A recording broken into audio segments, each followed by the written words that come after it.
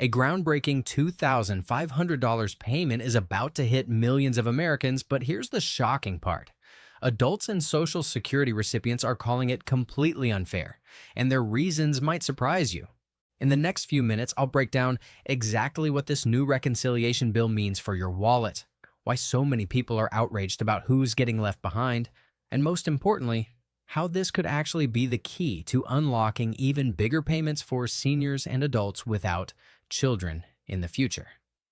Welcome to Financial Area, where we decode the latest financial news that directly impacts your money. If this kind of insider information helps you stay ahead of policy changes, make sure to hit that like button and subscribe for more breaking financial updates. Let's dive right into what's happening with this controversial $2,500 payment that has everyone talking. The reconciliation bill currently making its way through Congress includes provisions for a significant financial boost, but the devil is truly in the details here. This isn't just another stimulus check. It's a targeted payment system that's designed to reach adults, seniors, and Social Security recipients in a way we haven't seen before. The payment structure itself is fascinating because it represents a shift in how our government approaches financial relief. Unlike previous stimulus efforts that cast a wide net, this $2,500 payment is specifically crafted to address the needs of fixed-income individuals and those who have been consistently overlooked in past relief packages. The timing couldn't be more critical, as inflation continues to eat away at the purchasing power of seniors living on Social Security and adults without the benefit of child-related tax credits. What makes this particularly interesting is the implementation timeline. The bill proposes rolling out these payments in a way that prioritizes those who need them most urgently. Social Security recipients, for instance, would see their payments processed through existing systems, making the distribution more efficient than previous stimulus efforts.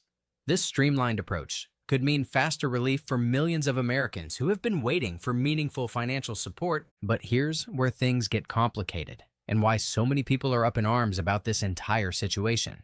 The current economic landscape has created a perfect storm of financial pressure for different demographic groups, and this bill is attempting to address multiple crises simultaneously. The problem is that it's not doing it equally, and that's where the controversy begins.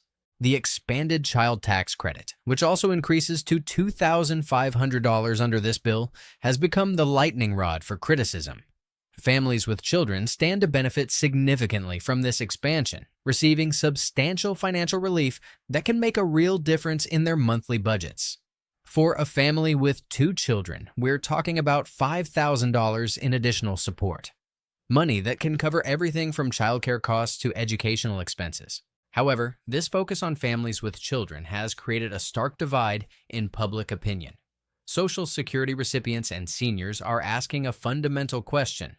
Why should financial relief be tied to having dependent children? These individuals argue that their fixed incomes and rising costs of living create just as urgent a need for financial support, yet they're seeing significantly less benefit from current policy proposals.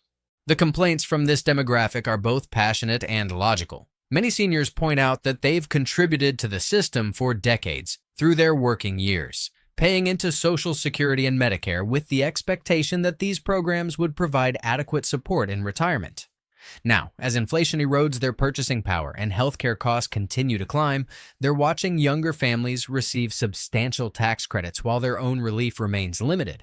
Adults without dependent children find themselves in an even more challenging position.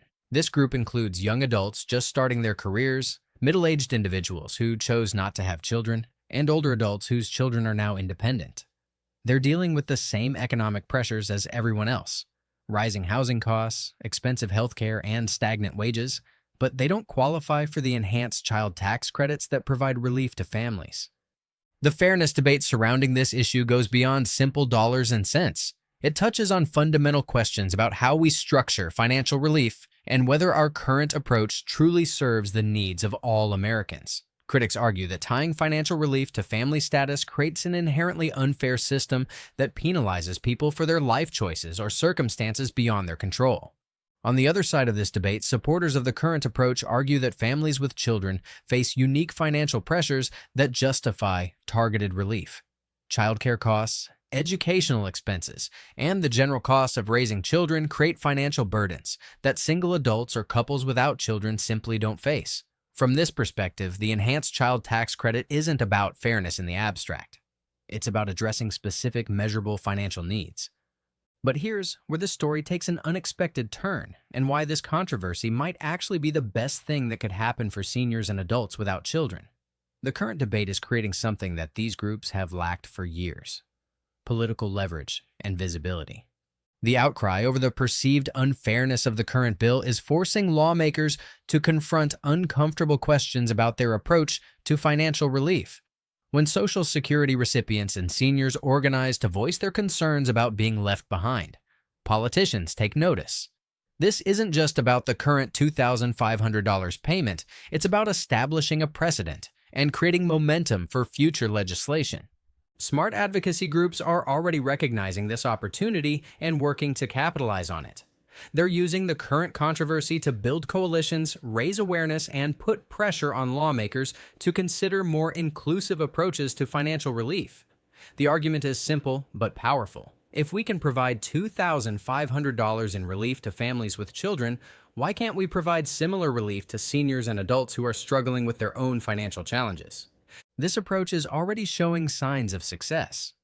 Several lawmakers have begun floating proposals for dedicated senior stimulus payments, separate from the child tax credit expansions. These proposals recognize that seniors face unique financial challenges that deserve targeted attention, from healthcare costs that continue to rise faster than Social Security cost of living adjustments to housing expenses that consume an increasingly large portion of fixed incomes. The political landscape is actually quite favorable for this type of legislation. Seniors represent a significant voting bloc, and their concerns about financial security resonate across party lines. Politicians who want to demonstrate their commitment to supporting older Americans are increasingly interested in policies that provide direct, tangible benefits to this demographic. But the opportunity extends beyond just seniors. Adults without children are also beginning to organize and advocate for more inclusive relief policies. This group includes everyone from young professionals struggling with student loan debt to middle-aged workers who have seen their wages stagnate while their living costs continue to climb. Their argument is equally compelling. Economic hardship doesn't discriminate based on family status, so why should economic relief? The key to turning this controversy into concrete action lies in sustained advocacy and political engagement. Seniors and other affected groups need to maintain pressure on their representatives, making it clear that they expect to be included in future relief efforts. This means more than just complaining about the current bill. It means actively working to shape the next round of legislation. There are already concrete steps that people can take to advance this cause. Contacting representatives, joining advocacy organizations, and staying informed about upcoming legislation are all important. But perhaps most importantly, affected individuals need to make their voices heard in the broader public debate about financial relief and economic policy. The resources available to help with this advocacy are growing. Organizations focused on senior issues are expanding their legislative advocacy efforts, while new groups are forming to represent the interests of adults without children. These organizations provide not just advocacy services, but also practical resources to help people navigate existing programs and maximize their benefits under current law. For seniors specifically, there are immediate steps they can take to ensure they're getting all the help they're entitled to under existing programs. Medicare assistance programs, for instance, can help seniors find the most cost-effective health plans and identify additional benefits they might be eligible for. These programs become even more important as healthcare costs continue to rise and fixed incomes struggle to keep pace. The broader implications of this debate extend far beyond the current $2,500 payment proposal. We're essentially witnessing a fundamental conversation about the role of government in providing financial support and how that support should be distributed across different demographic groups. The outcome of this debate will likely influence financial relief policies for years to come. What's particularly encouraging is that this conversation is happening at all. For too long, discussions about financial relief have focused primarily on families with children, while other demographic groups have been relegated to the sidelines. The current controversy is forcing a more comprehensive examination of who needs help and how that help should be provided. The potential for dedicated senior stimulus checks represents just one possible outcome of this broader conversation. Other possibilities include expanded tax credits for adults without children, enhanced Social Security benefits, or new programs designed to address the specific financial challenges faced by different demographic groups. The key is maintaining the momentum created by the current controversy and channeling it into concrete policy proposals. For viewers who want to stay engaged with this issue, the most important thing is to remain informed about upcoming legislation and to make your voice heard when opportunities arise. This isn't just about the current bill, it's about shaping the future of financial relief policy in America. The $2,500 payment controversy has exposed important gaps in our current approach to providing financial relief, but it's also created an unprecedented opportunity to address those gaps. Seniors, adults without children, and other overlooked groups now have the political visibility and leverage they need to push for more inclusive policies. The question is whether they'll be able to maintain the momentum and turn this controversy into concrete action. Based on the level of engagement we're seeing and the political dynamics at play, there's every reason to be optimistic about the prospects for more comprehensive financial relief in the future.